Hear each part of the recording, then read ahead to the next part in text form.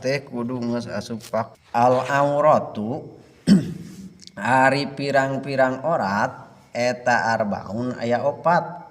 Auratur rajuli kahiji oratna lalaki mutlakon hal nama mutlak kamutlakanana mah rek keur salat atawa di luar salat.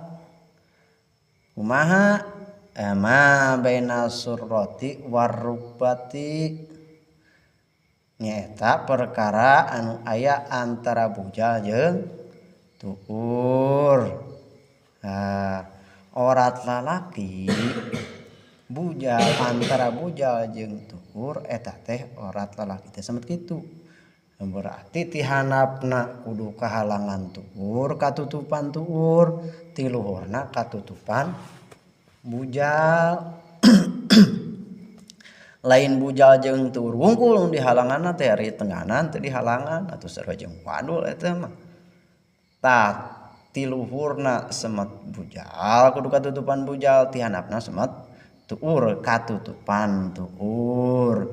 Mangka arek dina salat atawa dina luar salat mangka lalaki mah lamun salat make samping wungkul samping jangkung semet kieu tah sah-sah wae salatna teh handapna tukurna katutupan sah salatna teh ngan we teu sopan cologok sahna mah sah.